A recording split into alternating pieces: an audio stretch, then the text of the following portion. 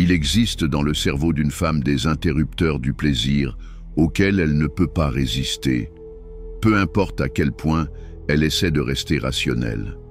Parfois, ne pas dire « je t'aime bien » peut en réalité la faire vous apprécier davantage. Un certain psychologue nous a un jour laissé cette réflexion. Si votre vie amoureuse ne se passe pas bien en ce moment, ce n'est peut-être pas dû à un manque d'effort ou de sincérité. C'est peut-être simplement parce que vous utilisez une approche qui ne correspond pas à la façon dont le cerveau féminin est câblé. Par exemple, vous avez été gentil, attentionné et prévenant envers elle.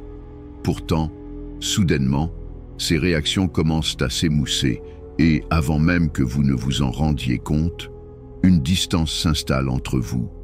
Alors, que se passe-t-il ici? La réponse ne réside peut-être pas dans sa personnalité, mais dans la structure du cerveau humain. Nous ressentons du plaisir et de l'excitation lorsque nous rencontrons quelque chose d'inconnu ou d'imprévisible. Les sentiments amoureux ne se déclenchent que lorsque le cerveau reçoit un type spécifique de stimulus.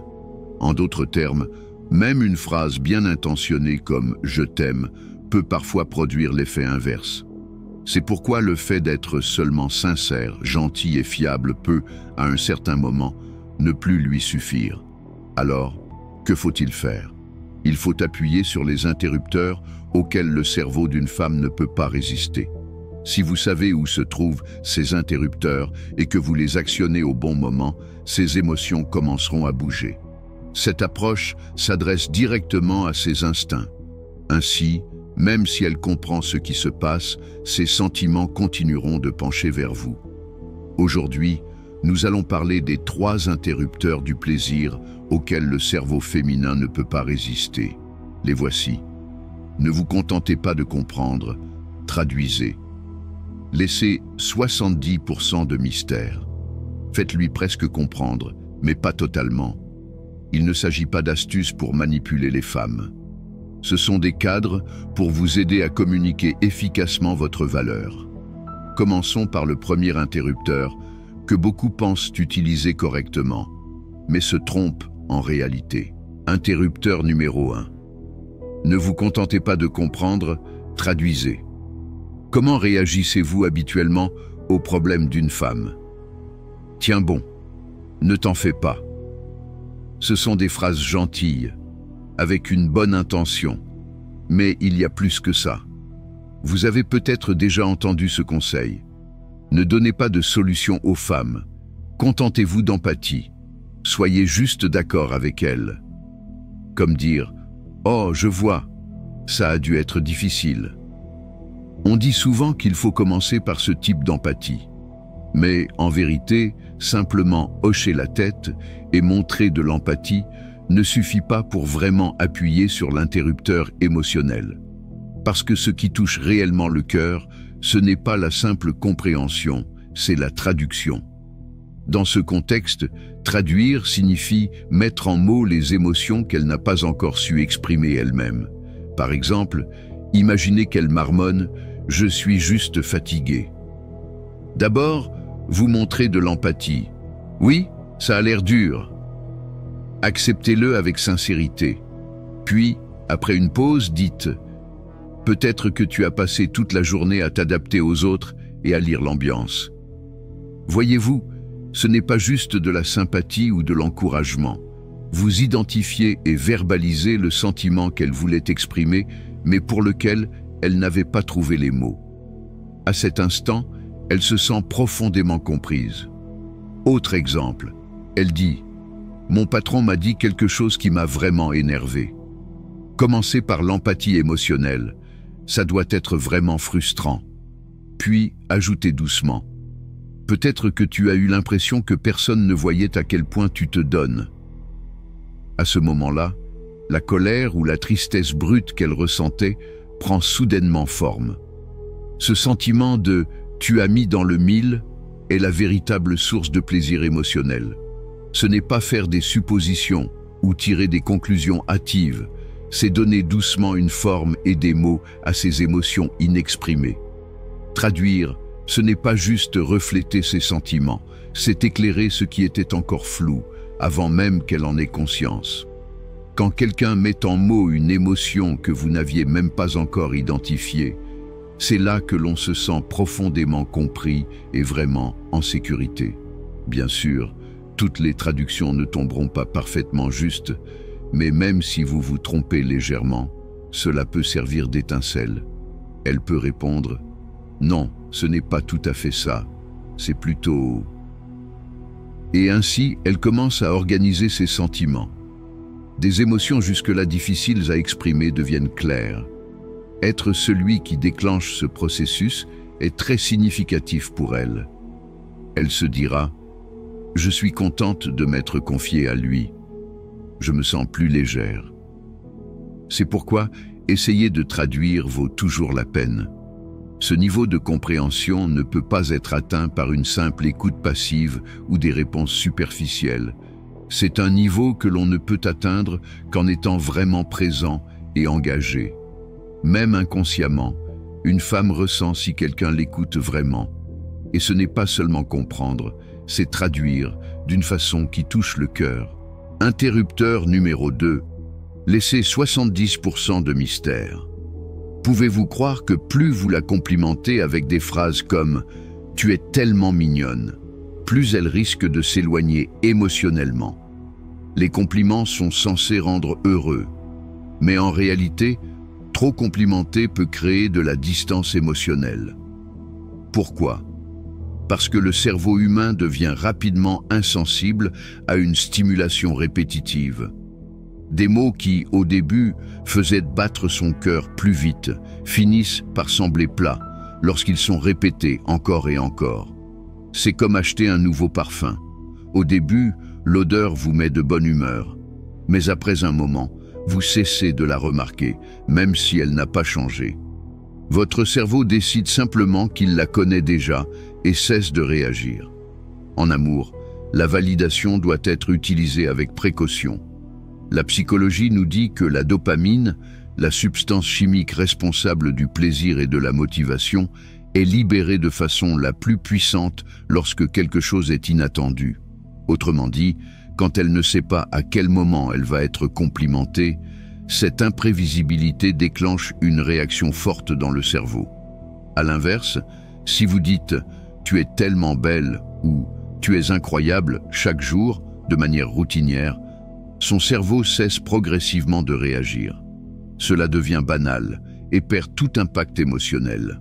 Cela ne veut pas dire qu'il faut arrêter de la complimenter, mais que la façon de le faire est cruciale. En amour, la validation est comme une flamme. Si vous soufflez dessus trop fort, elle s'embrase vite, mais s'éteint rapidement. Si vous ne soufflez jamais, elle meurt lentement. La clé est d'entretenir le feu avec douceur, en gardant une certaine distance et en offrant de temps en temps une petite brise. Un seul commentaire bien placé, au bon moment, peut raviver en elle une flamme intérieure. En pratique, il est préférable d'exprimer seulement environ 30% de ce que vous ressentez et de garder les 70% restants pour vous. Ce silence donne du poids à vos mots. Bien sûr, cet équilibre doit être adapté selon la personne. Si elle a des insécurités profondes, lui dire un peu plus peut la rassurer. Si elle est sensible et intuitive, le silence peut renforcer encore plus la confiance. Ce qui compte, ce n'est pas ce que vous avez envie de dire, mais ce qui va résonner le plus profondément chez elle. Vous n'êtes pas obligé de réagir verbalement à chaque petite chose qu'elle fait. L'important est qu'elle sente que vous êtes attentif. Puis, au moment juste, offrir vos mots avec douceur. Parfois, une simple phrase bien placée peut toucher son cœur plus profondément qu'une longue conversation. Exemple. Si elle se fait couper les cheveux, bien sûr, remarquez immédiatement et dire « ça te va super bien et gentil ». Mais si vous le faites à chaque fois, le poids de ces mots diminue. Au lieu de ça, ne dites rien le jour même. Puis, quelques jours plus tard, dites-lui avec sincérité « cette nouvelle coiffure te donne une toute autre allure. Ça te va vraiment bien ». Ce commentaire porte en lui le message implicite « j'ai remarqué, je l'ai gardé pour moi ». Cela crée une résonance émotionnelle spéciale, plus profonde qu'un simple compliment. Encore plus important, ne vous limitez pas à complimenter son apparence. Soulignez aussi son esprit et ses actions. J'admire vraiment ta façon de penser. Je vois à quel point tu fais des efforts. Ces mots touchent beaucoup plus profondément car ils lui font sentir. Il voit qui je suis vraiment, pas seulement l'extérieur. Ce n'est pas une flatterie superficielle, mais une reconnaissance de tout son être. Ce genre de validation reste gravé bien plus longtemps que n'importe quel autre compliment. Le message « je te vois » ne passe pas seulement par les mots, mais aussi par le timing et la profondeur. Vous n'avez pas besoin de dire « je t'aime » tous les jours à quelqu'un qui compte vraiment. Il ou elle le ressent. La validation, ce n'est pas la quantité, mais le poids. Interrupteur numéro 3. Faites-lui presque comprendre. Mais pas totalement. Les hommes qui révèlent tout trop vite deviennent souvent ennuyeux. C'est un phénomène très fréquent dans les relations. Il est sincère, honnête et dit tout ouvertement. Pourtant, peu à peu, ses sentiments à elle commencent à s'éloigner. Lorsqu'une femme a l'impression de tout savoir sur un homme, elle peut se sentir en sécurité, oui. Mais en même temps, elle perd sa curiosité.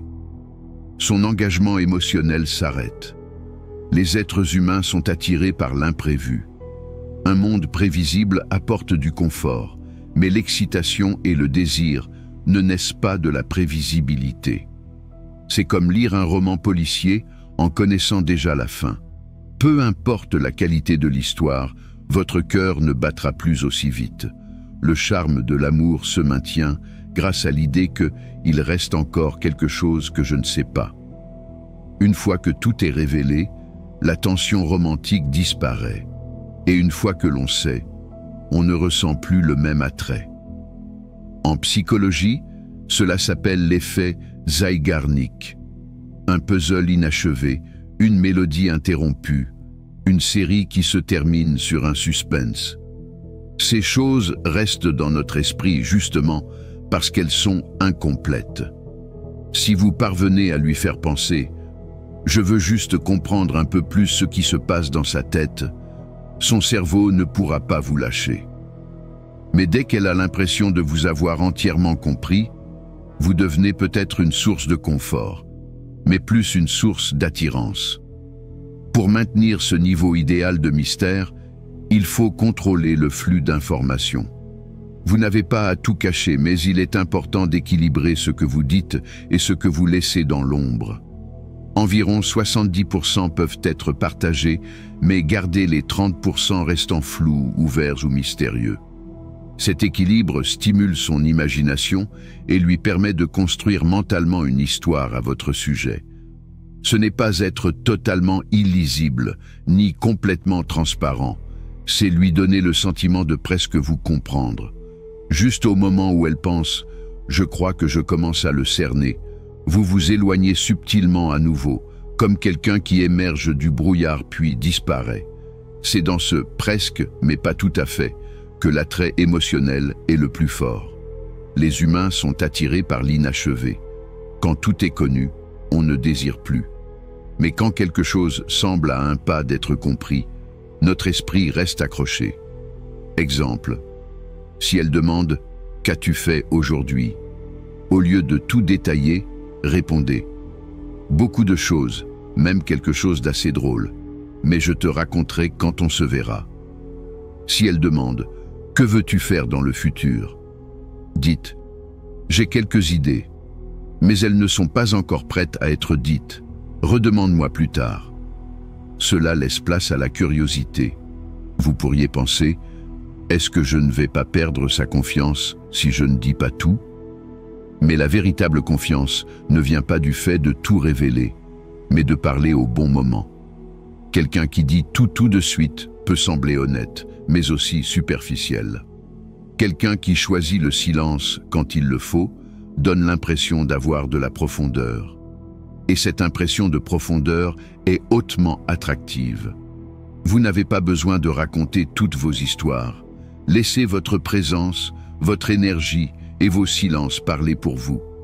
Les hommes qui parlent trop finissent par être écartés.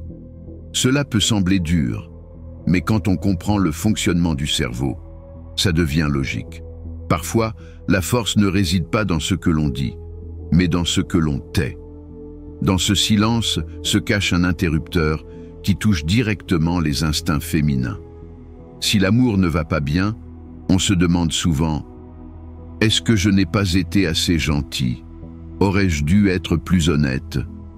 Mais le vrai problème n'est pas ce qu'il vous a manqué, mais ce que vous avez trop donné. Ces trois interrupteurs du plaisir ne sont pas des tours de manipulation. Ils viennent d'une observation profonde de soi-même et d'un vrai respect pour l'autre. Alors, essayez de les intégrer lentement à votre façon d'être. Traduisez ces émotions. Ne vous contentez pas de les comprendre.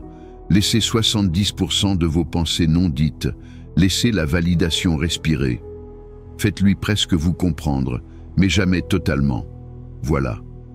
Si quelque chose ici a touché plus profondément que prévu, faites confiance à ce ressenti. La suite vous attend déjà. Continuez à regarder, continuez à réfléchir. Si ce message t'a secoué, alors demande-toi, est-ce que tu veux plus de contenu qui dérange, qui casse les masques, qui frappe là où ça fait mal? Parce que ce genre de vérité brute ne survit pas tout seul.